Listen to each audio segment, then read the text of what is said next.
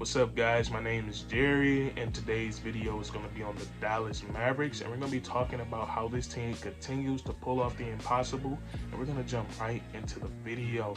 Now, when we look at what the Dallas Mavericks just did and what makes it so impressive, I think the number one thing is the level of competition that they were up against. We look at the Phoenix Suns and how good they were. They won 64 games this season, one of the best regular season teams of all time. And to put into perspective of how great this team is, they were 8 games ahead of the number two seeded Memphis Grizzlies, and then they were 11 games ahead of the number 1 seeded Miami Heat. And then we look at the other thing. We look at the circumstances that the Dallas Mavericks were under, going down 0-2 to a team that good. And it's very rare in NBA history that a team goes down 0-2 and they come back to win the series. So for the Dallas Mavericks to be able to do that against a team like the Phoenix Suns, led by Chris Paul and Devin Booker, is really impressive. And we look at how they turned the table in this series, I feel like we got to talk about their offense. And we know what makes their offense so special. That's Luca Doncic, and the offensive system that Jason Kidd runs is so simple. But when you got a guy like Luca Doncic running it, it's damn near impossible to stop. And we look at their offense, it's mainly 5 out. They run pick and roll sometimes, and then they might throw in an off-ball screen every once in a while. But we look at the guy who's controlling that 5 out most of the time, and it's Luca Doncic, and he's literally the perfect guy to do it. And he's giving me the vibes of James Harden when he was in his prime and he was dominating the NBA. That's what Luca Doncic is starting to do. And we look at his isolation game. It causes so many problems because there's really no right defender that you can throw at Luca Doncic, because he's a guy that if you put a smaller, quicker guy on him, Luca Doncic is so good. He has a bunch of post moves, and then he's strong. He's underratedly strong. So when you put a little guy on him, he usually punishes that guy. And then if you put somebody bigger on him, Jay Crowder, we seen DeAndre Ayton on him. He was just able, he's quick and shifty enough to be able to dance and boogie on those guys and get a bucket. So we look at what he can do in the ISO game. It causes so many mismatches and so many problems. And then it's the same thing in the pick and roll. Luka Doncic, when it comes to playmaking, he's starting to enter that same level as LeBron James and Chris Paul when it comes to having good basketball IQ and create for others. And Luka Doncic is starting to become a puppet master. I should say he already is a puppet master, and he just knows how to manipulate the game of basketball in his favor. And it's very scary because this guy is only 23 years of age. So Luka Doncic in the pick and roll, he's good enough to know when to come off that screen and look for his shot or create for others. And he's usually really good at being a step or two ahead of the defense. So Luka Doncic, he is a mismatch nightmare for anybody, and he causes a lot of problems for the 30th best defensive team in the league, and then he causes a lot of problems for the first best defensive team in the league. And whoever is facing Luka Doncic that night, they're going to have a problem. And then we look at the way that the Dallas Mavericks have constructed this offense. They have multiple guys that can run this offense, the 5 out, and it's very key for a guy like Luka Doncic, because it gives him plays off the ball where he can rest, or when the Dallas Mavericks decide to put Luka Doncic on the bench, they can feel comfortable with the guys they have on the court. And we look at the other guys that can run the 5 out offense for the Dallas Mavericks is Jalen Brunson and Spencer Dinwiddie, and both them guys are also perfect for it, because Jalen Brunson, he's also a 3-level scorer. He might not be as flashy as Damian Lillard or Kyrie or Steph, but he gets the job done, and he can catch and shoot threes. He can hit off the dribble threes. He has a mid-range pull-up.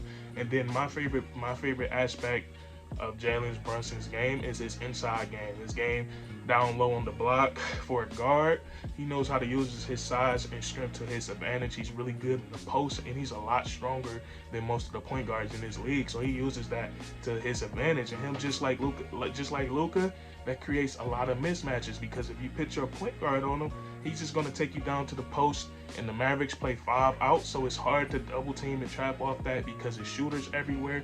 And then if you put somebody bigger, Jalen Brunson is crafty enough, quick enough to get around a bigger defender. So Jalen Brunson is perfect for the 5 and out, and just like Spencer Dinwiddie. And Spencer Dinwiddie is perfect in a different way because he works from the inside out.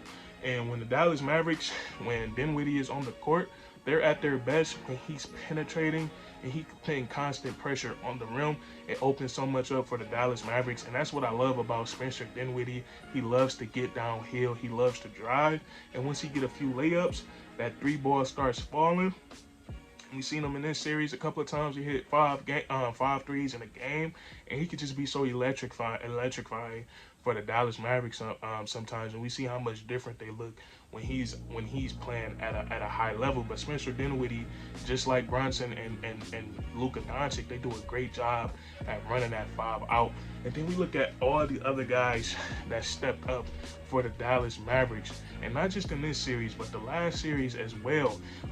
And the biggest question going into the postseason for the Dallas Mavericks is who's going to come along for the ride with Luca Doncic. Who's going to be the guys that step up and help them get over those games where they need a little more scoring. We watched almost the whole Dallas Mavericks roster do that, from Dorian Finney-Smith all the way down to Maxi Kleber.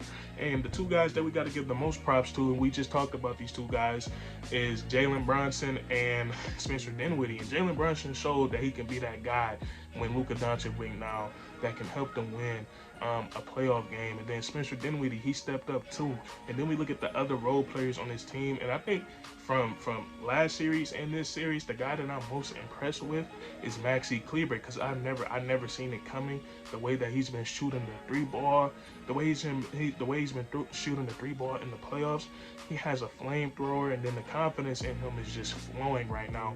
And we see him getting a little bit more craftier with his game, taking pump fakes and pulling up for the mid-range, or taking pump fakes and getting into the rim. And then you look at a guy like Dorian Finney-Smith, who he's a guy who he's what you call an unsung hero, because he does a lot of the dirty work. But DFS, Dorian Finney-Smith, he has been really well, especially in his Phoenix Suns series, shooting the three ball and then also playing defense and rebounding. He's such a good, versatile defender. He does a great job, and he's worth that money that the Dallas Mavericks spent on him, because he's come a long way offensively too. He worked on the things that his game, quote unquote, had a hole in, like the three ball. He's come a long way from being to what he is right now as a three-point shooter compared to what he's come when he first came in. He's come a very long way.